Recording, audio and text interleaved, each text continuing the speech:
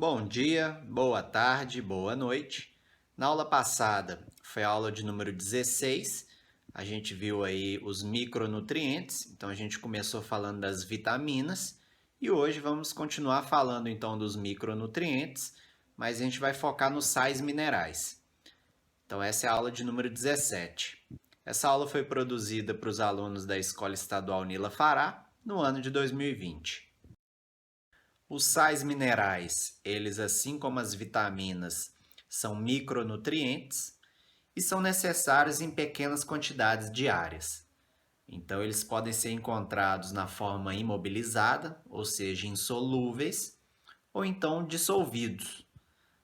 Na forma imobilizada, eles vão estar presentes, por exemplo, participando da formação do esqueleto, que é o caso do cálcio, e dissociados, eles são importantes para algumas funções, como por exemplo, contração muscular, que é o caso do cálcio e do potássio, transmissão do impulso nervoso, que é o caso aí do sódio, do potássio, participar das moléculas de hemoglobina, que é uma proteína que você tem no sangue, que vai se ligar ao oxigênio para transportar esse oxigênio através das hemácias, que são os glóbulos vermelhos, que é o caso, por exemplo, do ferro, e participar de hormônios produzidos aí pela tireoide, como no caso, por exemplo, do iodo. E os outros sais minerais que existem, eles vão auxiliar aí na osmose, ou seja, entrada e saída de água das diferentes células que compõem o corpo humano. O ferro, ele é encontrado no ovo, na carne e nos legumes, e ele vai ser importante porque ele faz parte da molécula de hemoglobina, que é uma proteína que se liga ao oxigênio no sangue para transportar esse oxigênio. E aí a deficiência desse ferro pode causar, por exemplo, a anemia, né? Então, uma baixa na quantidade de hemoglobina no sangue, ou então dos glóbulos vermelhos, e isso prejudica então aí o processo de transporte do oxigênio. Como consequência, a pessoa pode ter aí mais cansaço, né? Se sentir mais cansada. E aí o cálcio, que é encontrado no leite e derivados, ele é importante tanto para a contração muscular, quanto para a coagulação sanguínea e formação dos ossos. E aí a deficiência pode causar osteoporose, que a gente pode ver aí na figura da direita.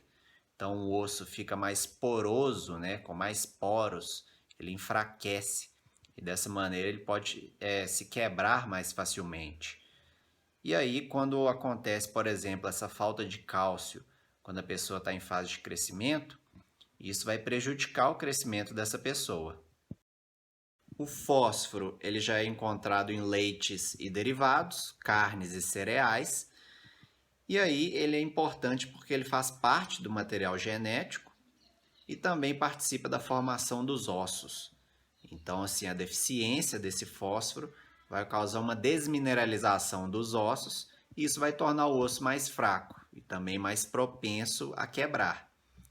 Então, o sódio ele é encontrado no sal de cozinha e ele é importante tanto para a transmissão do impulso nervoso quanto pelo equilíbrio, né, hídrico de água no corpo. E aí a deficiência pode causar, por exemplo, cãibras. O potássio ele já é encontrado aí em carne, leite derivados e frutas. E aí ele é importante na transmissão do impulso nervoso e também na contração muscular.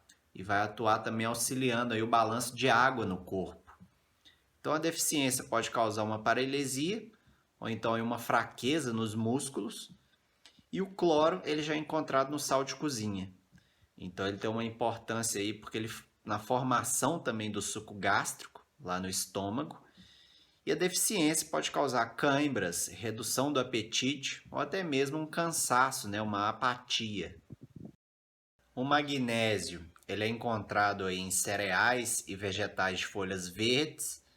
Ele tem uma importância na ativação de enzimas, que são proteínas que vão participar da síntese, né? Ou seja, da produção de proteínas no corpo. E a deficiência vai ser um crescimento prejudicado, distúrbios no comportamento e uma sensação de fraqueza. O zinco, ele é encontrado em grandes quantidades aí em ostras, carnes, soja, E aí a importância é que ele faz parte também de enzimas, né, que são proteínas, que vão atuar ali no sistema digestivo. E a deficiência também é um crescimento prejudicado.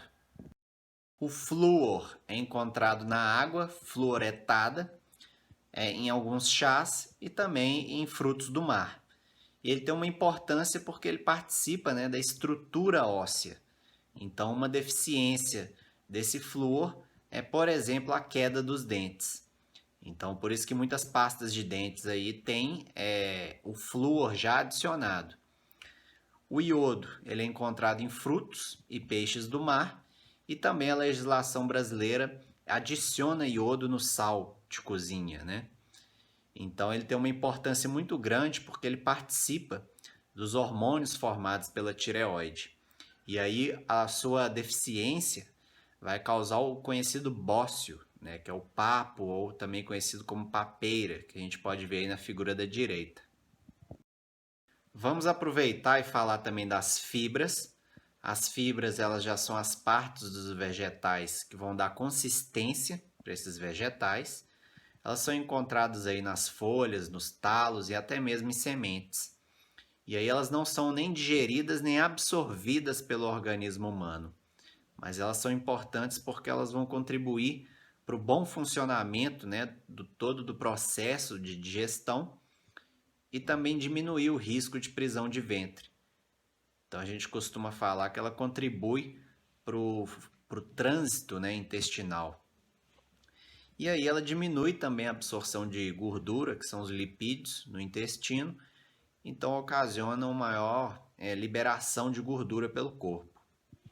A água, ela é capaz de dissolver as substâncias nutritivas que a gente falou anteriormente, e aí é um solvente praticamente universal, né? A grande maioria das substâncias ela consegue dissolver. Então, nessa tabela aí de baixo, a gente pode perceber a importância da água no corpo humano, né? A porcentagem de água desde o nascimento até aí para mais de 51 anos, a gente pode ver a grande porcentagem de água corporal que existe aí no nosso sistema, né, humano. Então é aquela história, sem alimento a pessoa pode sobreviver 5 dias ou mais. Agora sem água não passa de 3 dias. A água é extremamente importante para o corpo humano, né? O sistema imunológico funciona melhor quando o nosso organismo, quando nossas células estão hidratadas. Como referências, eu utilizei o próprio livro didático do 8º ano, que a Escola Estadual Nila Fará adota em 2020, que é o livro A Poema. E também utilizei um livro de biologia do ensino médio, eu tirei algumas imagens e informações desse livro de biologia, que já fez parte também do Programa Nacional do Livro Didático. Esse livro A Poema ele faz parte do Programa Nacional do Livro Didático no ano de 2020. Então, se você chegou até aqui, o meu muito obrigado. Se você gostou da aula, deixa o seu joinha aí no vídeo, se inscreve no canal, ativa o sininho de notificações aí para sempre que eu postar uma videoaula nova você ser notificado.